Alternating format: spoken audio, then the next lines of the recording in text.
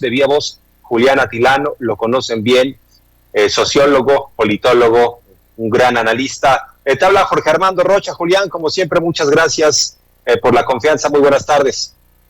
El gusto es mío nuevamente, Jorge Armando. Hay mucho que comentar. Muchas gracias por la invitación. Estoy a la orden.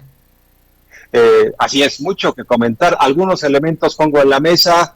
La no aceptación de la realidad por parte de la oposición en este club de autoengañados. Hay varios, incluso hay algunos panistas que se están ya quejando de la actuación y sobre todo de la negación que están teniendo la dirigencia del PAN. Lo digo, por ejemplo, por lo que señala Gustavo Madero, expresidente nacional del partido, hoy senador. Dice, la verdad es que tuvimos una derrota impresionante, sobre todo en los estados. No se cumple el objetivo de controlar la mayoría de la Cámara, pero lo mismo también ya se sumó a esta postura el propio gobernador panista Javier Corral.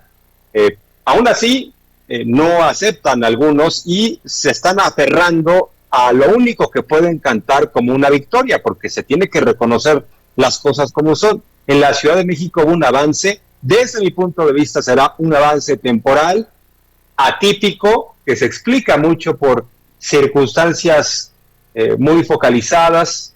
Por ejemplo, la Ciudad de México fue el epicentro de la pandemia y algunos sí se compraron la idea de que el gobierno con una varita mágica podía haber parado todo esto.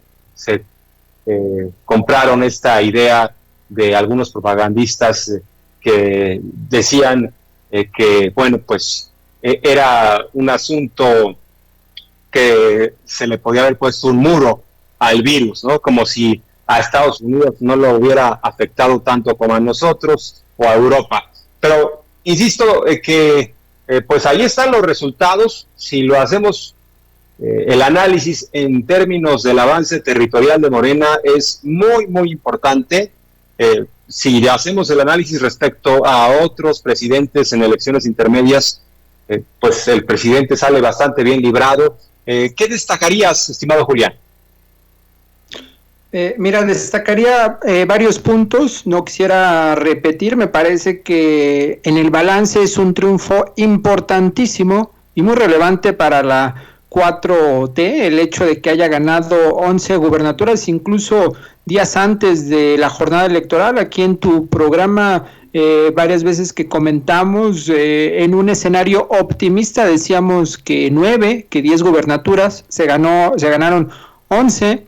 Y bueno, la 12ª podría ser la de San Luis Potosí, que se tendría que analizar de distinta manera. Se reafirma otra vez el Congreso. Hay que decir algo también bien importante, porque hay mucha confusión y es una confusión que la oposición ha querido difundir, y es que Morena perdió la mayoría calificada, y la realidad es que Morena, en primer lugar, nunca tuvo mayoría calificada, y por otro lado, incluso, y esto hay que decirlo claro, Morena obtuvo en esta elección más diputados que en la anterior. En la anterior tuvo 191 y en esta aproximadamente 197, 198. ¿Qué pasó después?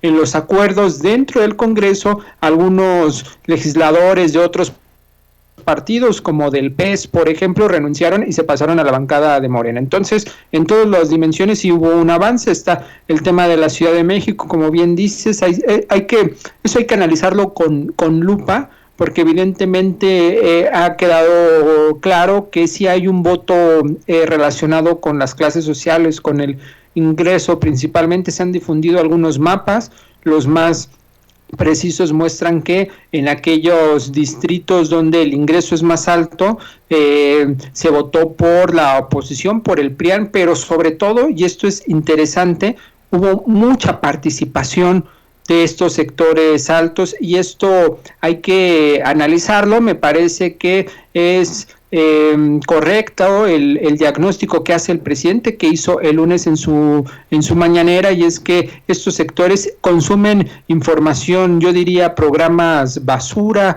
consumen propaganda de derecha, y hay una difusión de una idea del miedo, en el que vendieron la idea de que venía una deriva autoritaria, que el presidente iba a estar aquí 10, 15 años, y entonces salieron a votar. Pero más allá de eso, me parece que el balance es positivo, y como bien dices, ya hay actores dentro del PAN que están diciendo, por favor, no hay que hacernos tontos a nosotros mismos. Uno de ellos es Gustavo Madero, y el otro es el gobernador Javier Corral, que justo están presentando la información que es evidente a los ojos de todo el mundo. Y remato con esto, Jorge Armando, y es que territorialmente es muy importante el avance, ya lo habíamos comentado aquí, porque permite que haya una verdadera coordinación entre quienes van a gobernar próximamente y la federación, principalmente en lo que tiene que ver con los apoyos sociales que la población necesita. Y por último, creo que es muy relevante que haya más mujeres gobernando distintos estados. 6 de las 7 son de Morena. Así es, estimado. ¿Qué nos puedes decir sobre las campañas mismas y sobre todo de estos delitos electorales que quedaron a la luz en diversas etapas en distintos estados, las despensas de siempre, por supuesto candidatos y candidatas que evidentemente rebasaron el tope de gastos de campaña? Es el caso, por ejemplo, de en Nuevo León, lo que se tiró de millones, se tiraron millones de pesos en las campañas.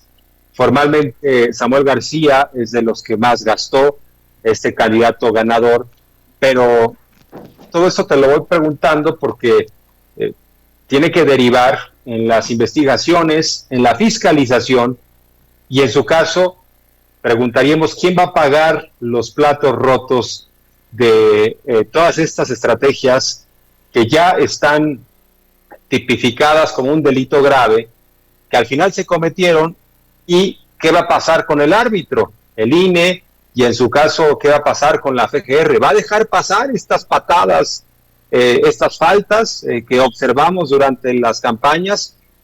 ¿Crees que sí vendrá, en su caso, un castigo para aquellos candidatos que, aún siendo ganadores, y bueno, pues hayan violado la ley, en su caso se pudiera anular esa victoria? ¿Cómo ves esa parte de las campañas? Mira, por un lado es completamente visible el uso, el descaro, el cinismo de muchos gobiernos que por defender a sus territorios hicieron y cometieron actos indebidos, delitos, delitos electorales.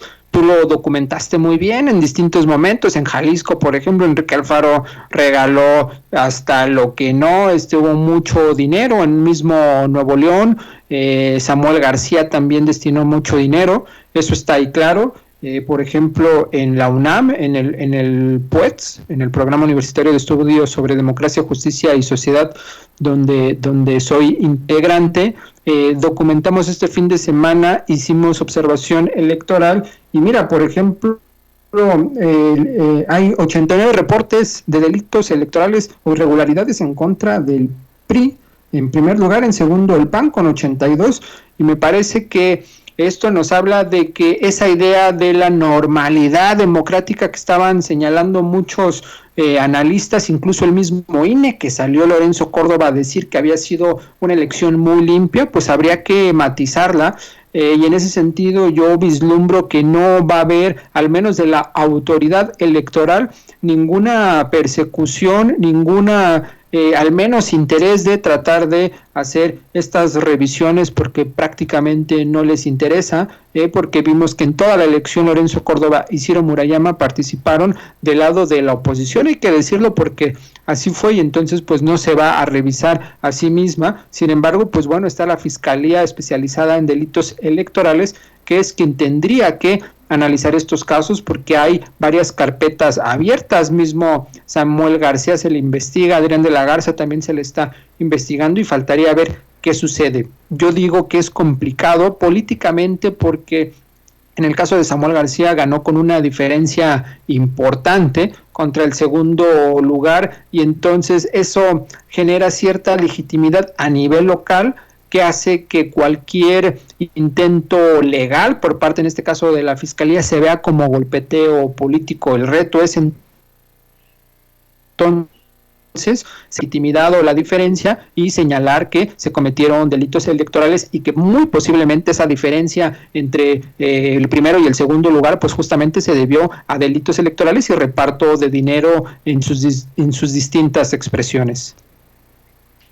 Así es, estimado Julián. Ahora, en el caso de la Ciudad de México, ¿tú crees que es una derrota que no tenga solución o en su caso crees que será un tema absolutamente circunstancial y que la Ciudad de México no vaya a cambiar de partido, sobre todo en el 2024 en lo que hace a la jefatura de gobierno? ¿Crees que la Ciudad de México, que ha sido, digamos que la cuna del progresismo, se va a mantener como tal? Esto quedará como una llamada de atención para la izquierda, pero ¿crees que es una situación absolutamente remontable? Sí, mira, yo creo que sí es remontable. La Ciudad de México sí hay que analizarla como lo estamos haciendo de forma particular para no caer en esos discursos fatalistas o triunfalistas. Es importante lo que pasó en la Ciudad de México. Efectivamente, sí hubo delegaciones que perdió Morena. Yo creo que de las más relevantes fue, por ejemplo, Cuauhtémoc, el corazón de la ciudad. Azcapotzalco también llama la atención. Sin embargo, por ejemplo, Benito Juárez, pues es el bastión panista, la sede nacional del PAN está en esa delegación. Miguel Hidalgo también ha estado por lo regular muy cercano al PAN. Entonces, sí hay que detenernos y ver realmente qué se perdió y qué simplemente ganó el PAN, como ya lo había hecho en otros momentos. Yo que veo que sucedió en la Ciudad de México. En primer lugar, me parece que esta alianza del PRIAN les funcionó bien por distintos motivos. Uno de ellos es que el PRD históricamente ha tenido, y en especial vinculado a los chuchos, ha tenido una operación política, ya podemos decir, clientelar muy fuerte. Entonces, ¿qué se sumó? Se sumó las redes clientelares que opera el PRD históricamente con el voto de la derecha. Si hubiese estado atomizado, no le ganan a Morena. Se juntan el agua y el aceite y entonces le pueden ganar a Morena. Otro punto es que estos sectores altos de ciertas delegaciones, por ejemplo, o colonias, o Polanco, por ejemplo, una de ellas, hubo una participación de sectores altos del 86%, es decir, hubo una movilización de las clases altas para salir a votar. No hubo, por ejemplo, gente que les tocara la puerta y salieran, fueron los medios quienes convocaron y los llamaron a que salieran a votar. Y por otro lado, también me parece que sí hay una cuestión ahí de por ejemplo, reclamo a los propios alcaldes. Hay que también ver esa dimensión. Pareciera que la responsabilidad es de la jefa de gobierno, pero no olvidemos que hace unas semanas Claudia Sheinbaum tenía 77 aproximadamente por ciento de aprobación. Entonces, decir que es un voto de castigo a la jefa de gobierno es pues decir una verdad a medias o una mentira. Tiene que ver más con discursos de odio, con movilización de clientelas del PRD y en una menor medida probablemente haya influido lo del metro, pero como muchos han señalado, llama la atención que en delegaciones como Tláhuac o Iztapalapa, que son delegaciones que propiamente tendría que haber impactado lo del metro, pues la gente se volcó y votó a favor de Morena. Fernández Noroña, por ejemplo, de Iztapalapa, ganó con una diferencia de 30,000 votos. Eso en la Ciudad de México es muy fuerte. Así es, estimado Julián, pues muchas gracias por estas interpretaciones y análisis de la jornada del pasado domingo. Estamos en comunicación permanente. Bueno, pues si nos da la oportunidad te vamos a seguir entrevistando de distintos temas. Muchas gracias, estimado Julián, te mando un abrazo. Muchas gracias nuevamente por la invitación y el gusto es mío. Un saludo a esta maravillosa audiencia. Estimado, gracias, abrazo, Julián Atilano, sociólogo, politólogo, gran analista.